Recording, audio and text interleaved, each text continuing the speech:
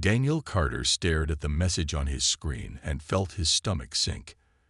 After 3 years of peace, the Galactic Alliance had broken the Proxima Treaty. The agreement that had guaranteed fair trade between Earth and the 7 most powerful alien species in the known galaxy was now just empty words. His office comm buzzed. "Mr. Carter, the secretary wants to see you now." Daniel straightened his tie and took a deep breath. At 42, he had spent 15 years in diplomatic service, earning respect for solving problems without making enemies. People called him the peacemaker.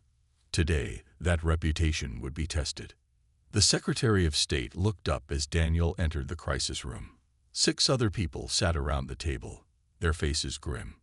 "They've cut off the helium-3 shipments," the secretary said without greeting. "Mars colony has 8 weeks of reserves.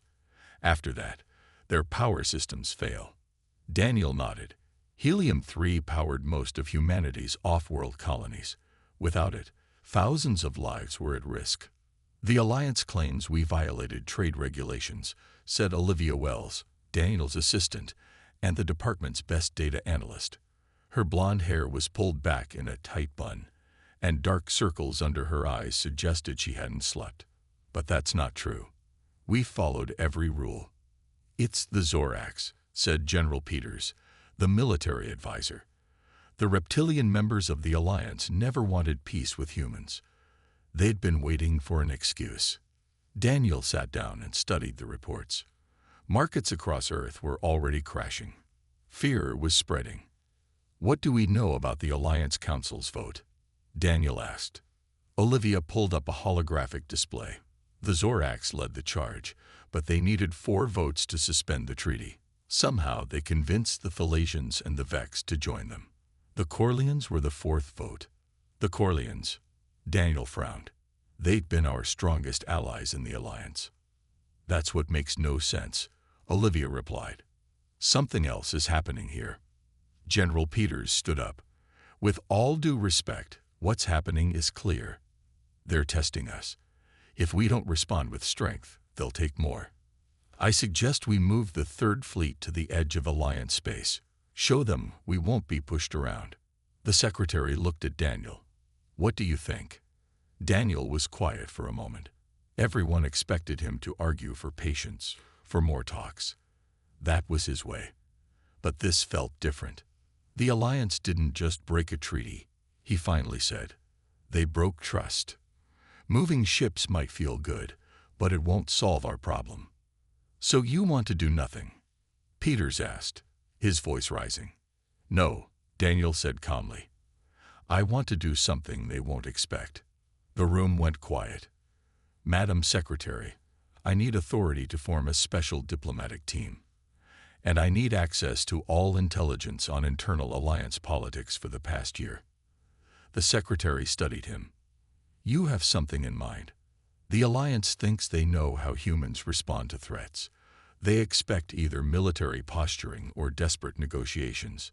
Daniel's voice remained even, but there was a new edge to it. "I intend to show them how badly they've misjudged us. The President wants options by tomorrow," the secretary said. "I'll have them ready," Daniel promised. Later, as they walked back to their offices, Olivia caught up with Daniel. "You're not really going to just talk to them, are you?" she asked. "People are scared. They want action." Daniel stopped and turned to her. "Do you know what my grandfather told me about power?" he asked. "He said the strongest person in a fight isn't the one who hits hardest. It's the one who knows exactly where to hit. And you know where to hit the Alliance." Olivia looked skeptical. Daniel smiled, but it wasn't the gentle smile she was used to. This one had steel behind it. "Not yet," he said, "but I will. And when I do, they'll learn what happens when you betray humanity." He turned and walked away, leaving Olivia wondering if she had ever really known her boss at all. The journey to Proxima Station took 3 days. Daniel spent most of that time studying Alliance communications, looking for patterns others had missed. Olivia sat across from him in the ship's small meeting room, her own screen filled with economic data. "We're being watched," Olivia said without looking up. 3 Alliance ships changed course to track us when we left Earth. Daniel nodded. They want to know if we're bringing weapons or diplomats. We brought both, Olivia said, glancing at the door where Captain John Reeves stood guard. Reeves was military through and through. The president had insisted he join the mission, calling him their insurance policy. He made no secret of his opinions. The Zorax only respect strength, Reeves said, entering the room. My team has drawn up plans for surgical strikes against their fuel depots. One good hit, and they'll come back to the table. Daniel looked up from his screen. And what happens to the humans living in Alliance space when we attack? The thousands of engineers and traders. They become targets. Reeves frowned. This is war, Carter. There are always casualties. No, Daniel said firmly. This is not war yet, and I intend to keep it that way. Proxima Station appeared through the viewport, a massive wheel spinning slowly in space. It marked the border between human territory and Alliance space, built as a symbol of cooperation. Now it served as the last diplomatic outpost. As they docked, Daniel received a message. His eyes widened slightly as he read it. What is it? Olivia asked. We have a friend inside the Alliance Council, Daniel said quietly. Someone sent us internal communications between the Zorax leadership. Who? Reeves demanded. They didn't say, Daniel replied. But this changes everything. The station commander, Alan Patel, greeted them at the airlock. His face was tired, the strain of recent events visible in the lines around his eyes. Half my staff has requested transfer back to Earth, Patel said as he led them through the bustling corridors. Everyone's waiting for the shooting to start. It won't come to that, Daniel assured him. Patel gave him a doubtful look. The Zorax have moved warships to their border stations. Their ambassador left 3 days ago without a word. Daniel's team settled into the station's diplomatic quarters. Screens displayed data from across Alliance space. Trade routes, ship movements, public announcements.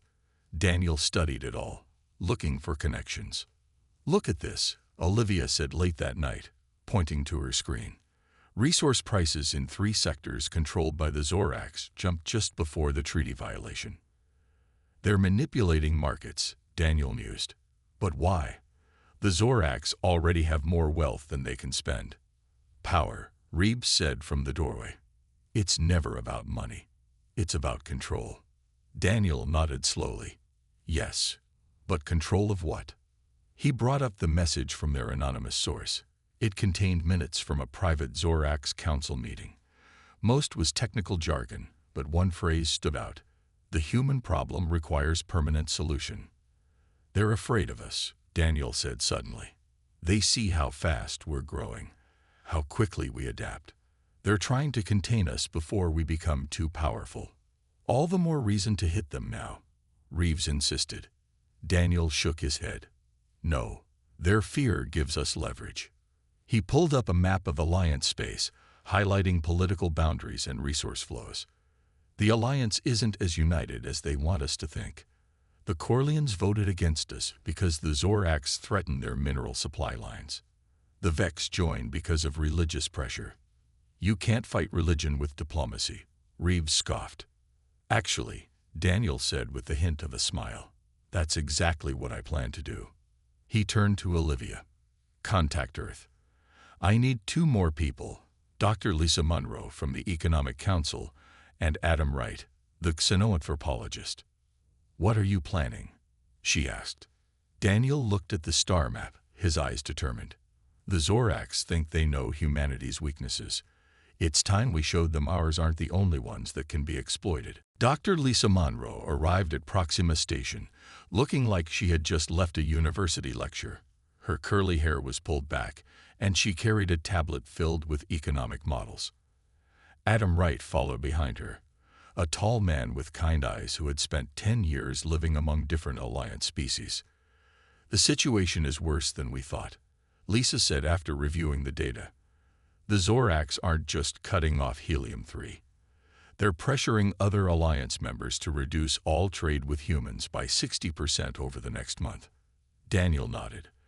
They want to starve us out slowly, make us desperate enough to accept new terms. The team gathered around a large table. Screens showed maps, trade routes, and cultural information about each Alliance species. Daniel stood at the head of the table. We need to understand what each species values most, he said, what they fear losing, what taboos they won't break. Adam pointed to an image of the reptilian Zorax. The Zorax value strength above all. They respect enemies who show power, but punish any sign of weakness. Typical military mindset, Reeves muttered. Not exactly, Adam continued. Their idea of power isn't just military. It's about control. They believe true strength comes from making others do what you want without forcing them. Daniel smiled. So they'll respect us more if we manipulate them than if we threaten them. Precisely, Adam agreed. Lisa pulled up economic charts. The Corleans depend on Zorax territories for 70% of their mining operations. That's why they voted against us. But their banking system handles most Alliance transactions. Could we disrupt that? Olivia asked. Lisa nodded slowly. We could create subtle problems in their financial networks. Nothing obvious, just enough to make transactions unreliable when they involve Zorax accounts. Daniel made notes as they continued around the table, identifying leverage points for each Alliance species. The Vex had religious prohibitions against certain forms of communication during their holy cycles. The Thalassians prized their reputation as neutral mediators. We're not looking to hurt them, Daniel reminded everyone, just to apply precise pressure in ways they won't immediately connect to us. Reeves looked skeptical. This is all very clever, but what if they just decide to attack while we're playing these games? That's where you come in, Captain, Daniel said. I need you to position our defensive fleets to protect our colonies without appearing threatening. A show of strength without aggression, Reeves said thoughtfully. It could work. For 3 more days, they refined their strategy. Daniel worked with Earth's quantum computing division to model the consequences of each action they planned. They needed moves that would build on each other, creating mounting pressure that the Alliance would struggle to counter. Olivia found Daniel alone late one night, staring at the stars through the station's observation window. I've never seen you like this before, she said quietly. You've always sought common ground, compromise. This plan, it's different. Daniel didn't look away from the stars. When I was younger, I believed that all conflicts arose from misunderstanding. That if people just talked to each other, peace would follow. You don't believe that anymore, she asked. I believe some conflicts come from understanding each other all too well, he said. The Zorax understand humanity's potential. They see what we could become. That's why they acted first. And what will we become? Olivia's voice was barely a whisper. Daniel turned to face her. That depends on what we do next. Revenge is easy. Justice is harder. Is that what this is? Justice. No, Daniel said. This is a lesson. One the Alliance needs to learn. And what lesson is that? Olivia asked. Daniel's eyes were calm but determined. That humanity won't be contained, and those who try will regret it. The next morning, Daniel sent a message to the Alliance Council. He requested a formal meeting on neutral ground to discuss the treaty violation. The diplomatic dance was about to begin. The neutral meeting station orbited a lifeless moon at the edge of Alliance space. The structure was plain, with none of the grand architecture typical of Alliance buildings. This was a place for work, not ceremony. The Alliance representatives arrived first in their sleek diplomatic vessel. 7 aliens, 1 from each species, entered the meeting chamber. Their translator devices hummed softly as they took their seats. Daniel had chosen to arrive in a small civilian transport rather than a military ship. This confused the Alliance representatives, who had expected a show of force. Even more surprising was the small size of the human delegation. Just Daniel, Olivia, and Dr. Monroe. Captain Reeves remained on Proxima Station, coordinating fleet movements as planned. "You bring no security?" asked Ambassador Krell, the Zorax representative. His scaled skin shimmered under the lights, and his yellow eyes watched Daniel closely. "We come in peace," Daniel replied simply, despite recent events. The formal greetings followed protocol, but tension filled the room. The Thalasian representative, a tall being with silver skin, seemed nervous. The Corlean kept looking down at messages on his device. These small signs confirmed what Daniel suspected. Not all Alliance members fully supported the treaty violation. "We know why we're here," Krell said finally. "Your government believes the Alliance has violated trade agreements." "There is no belief involved," Daniel said calmly. "The facts are clear. Helium-3 shipments stopped. Resource prices manipulated. Trading routes blocked. Market fluctuations happen naturally," Krell dismissed with a wave of his clawed hand. "Your emotional reaction is unnecessary." Daniel smiled slightly. "Perhaps, yet these particular fluctuations happened one day after your private council voted to contain human expansion." The room went silent. The Vex representative, a being covered in fine blue fur, shifted uncomfortably. None of them had expected humans to know about that vote. "Your information is incorrect," Krell said, but his voice had lost some confidence. Daniel didn't press the point. Instead, he surprised them again. "Earth is prepared to negotiate adjusted trade terms." Whispers passed between the Alliance members. This was not the angry human response they had anticipated. "We suggest a 30% reduction in exchange volumes while new agreements are drafted," Daniel continued. "All existing colonies will maintain current supply levels." Krell's eyes narrowed with suspicion. The offer seemed too reasonable, too easy. "And military positioning. We will maintain defensive positions only," Daniel assured him. "Earth has no interest in conflict." The meeting continued for 3 more hours, with details discussed and initial frameworks established. Daniel remained calm and accommodating throughout, giving ground on minor points while holding firm on essentials. As the Alliance representatives prepared to leave, the Corlean approached Daniel privately. "The Zorax do not speak for all of us," he said quietly. "Some believe this path is unwise." Daniel nodded. "I understand. Perhaps we could discuss this further, unofficially." Back on their transport, Olivia couldn't contain her questions any longer. "You gave them almost everything they wanted," she said. "The resource reductions, the trade road adjustments. Why?" "Did I?" Daniel asked, checking his secure tablet. Messages were coming in from Earth, fleet movements confirmed, trade ships repositioning, financial algorithms activating. "They think they won this round," Daniel explained. "That matters. While they celebrate their diplomatic victory, our real moves begin." "The economic pressure points?" Olivia asked. Daniel nodded. "Dr. Monroe's programs are already affecting Corlean banking reliability for Zorax accounts. Small glitches, delayed transfers, nothing obvious. And Adam's cultural insights being put to use. Religious information about the Vex holy days was just accidentally released with slight errors.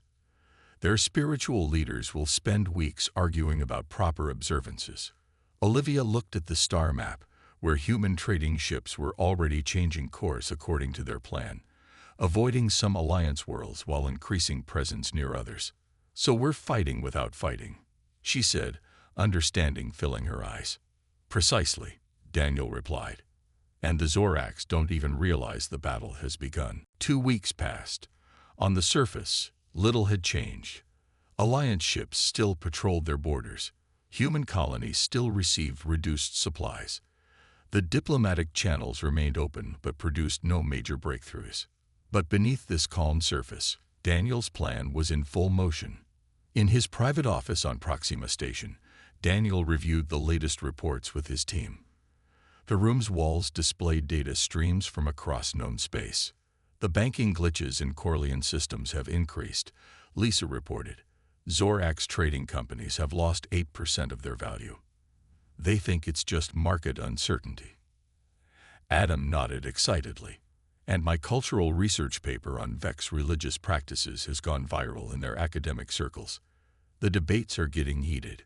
3 temple groups have already cut ties with Zorak's religious foundations.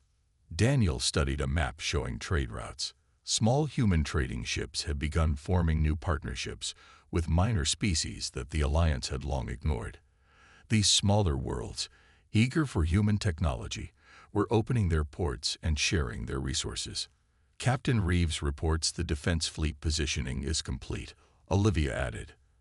Our ships maintain safe distance from Alliance space, but they're placed to protect key jump points.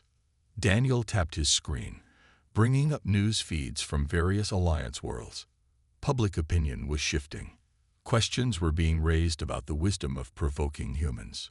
The Zoraks know something is happening, Daniel said, but they can't figure out what, or who's responsible.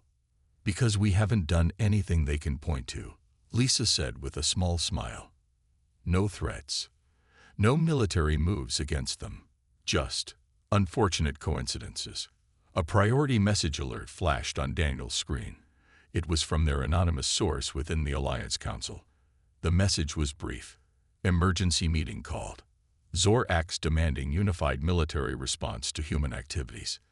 Daniel's expression remained calm, but his eyes showed satisfaction. Right on schedule. What does it mean? Olivia asked. It means they're getting desperate, Daniel explained. The Zoraks wanted to control us through the treaty violation. When we didn't react as expected, they lost the narrative. Now random problems are appearing throughout their systems, and they need someone to blame. So they'll blame us, Adam said. Daniel nodded, and push for military action. But the other Alliance members are already questioning Zorak's leadership. Our informant says 3 species are now privately reaching out to Earth through back channels. Lisa checked her economic models. The Zorak's economy can't handle a prolonged conflict. They've overextended themselves trying to control too many resource streams. And their military? Olivia asked, looking at Captain Reed's reports. Impressive but stretched thin, Daniel replied. They maintain the illusion of overwhelming force, but their actual combat-ready fleet is much smaller than they claim. A new alert appeared, another message from their informant. Thalassians and Corleans refuse to support military option. Alliance fracturing. Daniel turned to his team. Phase 2 begins now. Olivia, contact Earth. I need authorization to negotiate separate agreements with individual Alliance species. The Zoraks will see that as the final insult, Adam warned. They will, Daniel agreed. But what can they do about it? Attack us directly. That would turn the entire Alliance against them. Their only power came from unity. We've taken that away without firing a single shot. Lisa's tablet chimed with new data. Zorak's currency just dropped 12% on interstellar exchanges. Their central bank is intervening, but it won't be enough. Daniel looked out the viewport at the stars. Somewhere out there, the Zorak's leaders were realizing their plan had backfired spectacularly. They had expected to weaken humanity. Instead, they had created the perfect conditions for Daniel to demonstrate human ingenuity. Prepare for contact from individual Alliance representatives, Daniel told his team. They'll want protection from what's coming next. And what is coming next? Olivia asked. Daniel's expression was resolute. The complete restructuring of galactic politics, with humanity at its center. The Thalassian representative arrived first. Her silver skin reflected the blue lights of the private meeting room on Proxima Station. She sat across from Daniel, her long fingers tapping nervously on the table. My government wishes to discuss a separate arrangement with Earth, she said without preamble. Recent events have caused us to reconsider our position within the Alliance. Daniel kept his face neutral despite the satisfaction he felt. Earth is open to such discussions. What does Thalassia propose? Protection, she said simply. If we break from the Alliance, the Zoraks will retaliate. They control shipping lanes we need. Daniel nodded. And in exchange, technology sharing, access to our jump point network. and information about Zorak's military capabilities. The meeting lasted 2 hours. By the end, the framework for a new agreement was in place. The Thalasian departed just as the Corlean representative arrived for his own secret meeting. Olivia updated the team that evening. 3 Alliance species have now requested private talks. The Vex are still hesitating, but their religious leaders continue to argue about the information Adam released. The Zorax must know what's happening, Lisa said. Their economic indicators are in free fall. Some of their mining colonies have already reported supply shortages. Daniel reviewed the latest intelligence from their informant. The Zorax have called for an emergency military exercise. They want all Alliance members to contribute ships to a show of force near human space.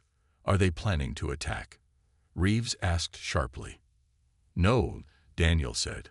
They're trying to reassert control over the Alliance, to remind everyone who holds the military power. Adam looked up from his cultural analysis. It won't work. The Thalasians value their reputation as peaceful mediators. The Corleans won't risk their financial systems. Neither will join a military demonstration. Daniel's prediction proved correct. The next day, news spread across all channels. The Zorax military exercise had begun, but only 3 of the 7 Alliance species had contributed ships. The massive display of unity they had planned looked instead like a revelation of division. That afternoon, an urgent message arrived from the Zorax ambassador. This interference in Alliance affairs must cease, Krell's message stated.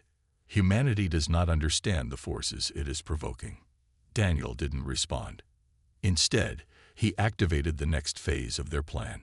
Earth formally offered individual treaties to 5 Alliance species, carefully designed to provide what each needed most while isolating the Zorax. They'll see this as a declaration of war, Reeves warned. Perhaps, Daniel agreed. But a war they cannot win. Not anymore. Olivia had been quiet, reviewing data from their informant. Now she looked up, her face serious. I found something in the encrypted files. The Zorax never intended to just contain us. They planned to gradually take control of all human colonies over the next decade. She displayed the documents on the main screen. Detailed plans showed how the Zorax would use resource dependencies to force human colonies into accepting Zorax protection. One by one, outposts would fall under their control until Earth stood alone. They didn't just betray the treaty, Olivia said. They intended to enslave us. The room was silent as everyone absorbed this revelation. Does this change our approach? Lisa finally asked. Daniel stood and looked at each member of his team. No, our plan remains the same, but now we know the stakes. This isn't just about responding to a treaty violation. It's about securing humanity's future. The Zorax still have significant military power, Reeves pointed out, if they choose to use it against us directly. They won't, Daniel said with certainty. Because tomorrow, I'm calling for an emergency session of the Galactic Council. All species, not just Alliance members. What will you tell them? Olivia asked. Daniel's expression was resolute. The truth. And then I'll offer a choice that the Zorax cannot afford to refuse. The Galactic Council chamber was larger than the meeting rooms Daniel had used before. Representatives from 22 species filled the curved rows of seats. Some were powerful Alliance members. Others were independent worlds. A few were smaller species that rarely participated in galactic politics. Daniel stood at the central podium, Olivia and Captain Reeves beside him. Across the chamber, Ambassador Krell and the other Zorax delegates watched with cold yellow eyes. I thank the Council for convening this emergency session, Daniel began. His voice was calm but carried throughout the room. Earth does not make this request lightly. The Council Elder, a being from an ancient species that predated the Alliance, nodded for Daniel to continue. For 3 years, the Proxima Treaty has guided relations between humanity and the Alliance. 3 weeks ago, that treaty was violated, but the violation was merely a symptom of a greater threat. Daniel activated the display system. Documents appeared in the air above the chamber. the secret Zorax plans that Olivia had discovered. These are internal Zorax communications, detailing a long-term strategy to subjugate not only humanity, but eventually all independent worlds. Angry shouts erupted from the Zorax delegation. Lies, Krell hissed, fabricated by humans to divide the Alliance. The Council Elder raised a hand for silence. Are these documents authenticated? They are, said a new voice. The Corlean representative stood. Our banking systems found evidence of these plans when reviewing Zorax financial projections. We can confirm their authenticity. The Thalasian delegate stood next. As can we. The Zorax have been moving military assets into position for years under the guise of defense initiatives. One by one, representatives from 4 Alliance species confirmed the evidence. Krell's scales darkened with rage. This is human manipulation, he snarled. They have interfered with our systems, spread disinformation, and turned allies against each other. Daniel didn't deny it. We responded to a direct threat using every tool at our disposal, without firing a single shot. He touched another control. New images appeared. Earth ships delivering emergency supplies to outer colonies, human doctors treating alien patients, joint research initiatives. Humanity does not seek dominance. We seek partnership. We believe all species prosper through cooperation, not subjugation. The chamber was silent now, all eyes on Daniel. And to demonstrate our commitment to this belief, Earth would like to propose a new galactic structure, not dominated by the Alliance or by humans, but a true cooperative of equal worlds. Daniel outlined his proposal: a new council with rotating leadership, trade agreements that benefited developing worlds, shared technology and scientific advancement, defense pacts that protected smaller species. This is naive idealism, Krell snapped. The galaxy does not work on dreams and good intentions. Perhaps not, Daniel acknowledged. But it can work on mutual interest. The Alliance stands at a crossroads. 4 of your 7 members have already indicated they will withdraw unless significant changes are made. The Zorax delegation conferred urgently among themselves. Their position was crumbling before their eyes. This human offers you nothing but words, Krell tried again, addressing the other delegates. The Alliance offers real power, real protection, and real subjugation, added the Vex representative, speaking for the first time. Our religious scholars have reviewed the evidence. The pattern is clear. The Zorax seek control, not cooperation. Daniel waited as the debate continued. He had laid the groundwork perfectly. The Zorax were isolated, their allies turning against them one by one. Finally, the Council Elder called for order. We will recess for 1 day to consider Earth's proposal. When we reconvene, each delegation will state their position. As they left the chamber, Olivia looked at Daniel with new understanding. You never intended for this to end in conflict. There are many forms of power, Daniel replied. The Zorax understand only one. Today, they learned about the others. When the Galactic Council reconvened the next day, the chamber looked different. The Alliance delegates no longer sat together. The Zorax representatives had been moved to a smaller section, their once dominant position visibly diminished. Daniel stood calmly at the center of the chamber, his team behind him. He had not slept, spending the night responding to messages from various delegations and refining the details of his proposal. The Council Elder called the session to order. Each delegation has reviewed Earth's proposal for a new galactic structure. We will now hear your positions. One by one, the representatives spoke. The Thalasians, Corleans, and Vex formally announced their withdrawal from the Alliance. 17 non-Alliance worlds expressed support for the new cooperative structure. Only 3 species remained loyal to the Zorax. When all had spoken, the Elder turned to the Zorax delegation. Ambassador Krell, your position is clear, but I ask you directly, will the Zorax accept the will of this council? Krell's scales had dulled, a sign of stress in his species. He looked around the chamber and saw what Daniel had engineered. the complete political isolation of a once dominant power. The Zorax acknowledged the Council's decision. He said finally, his voice tight with suppressed rage. We will participate in this new cooperative. A murmur of relief passed through the chamber. Everyone had feared the Zorax might choose conflict over compromise. Daniel stepped forward. There must be guarantees, he said. A system that prevents future violations and holds all members accountable, including Earth.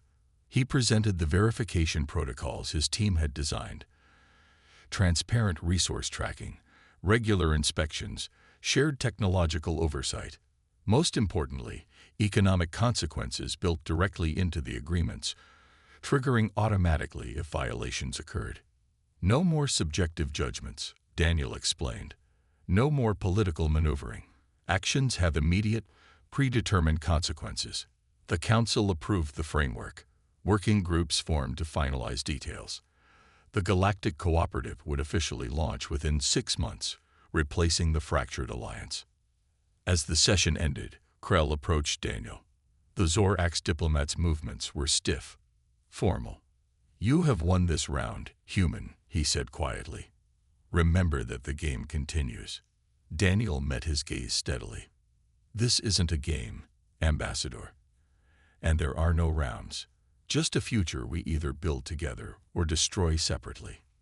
Later, back on the human transport, Daniel's team celebrated. Earth had achieved more than anyone thought possible when the crisis began. Human colonies would be secure. Trade would resume under better terms. Earth would hold a founding position in the new cooperative. A toast to the diplomat who conquered without an army, Reeves said, raising a glass to Daniel. Daniel shook his head. Not conquest. Resolution. As the others continued celebrating, Olivia found Daniel alone, looking at the stars through a viewport. There's something I've been wondering, she said. Did you plan all this from the beginning? Or did you make it up as we went along? Daniel smiled slightly. A bit of both. I saw the possibility when I read that first intelligence report. I knew what the Zorax feared most was human potential. So I showed them exactly what they feared. Our creativity.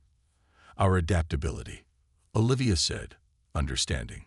Yes, we didn't fight as they expected. We didn't negotiate as they predicted. We changed the rules of the game. The Zorax will try again someday, she warned. Perhaps, Daniel agreed. But not soon. And not alone. We've shown the galaxy what happens when you underestimate humanity. The ship began its journey back to Earth. Daniel would soon present the new agreements to the President and world leaders. There would be challenges implementing the cooperative, bridging different cultures and technologies. But the path was clear. The Zorax had betrayed the treaty, thinking it would contain humanity. Instead, they had unintentionally launched humanity into the center of galactic politics. It was not the reckoning they had expected.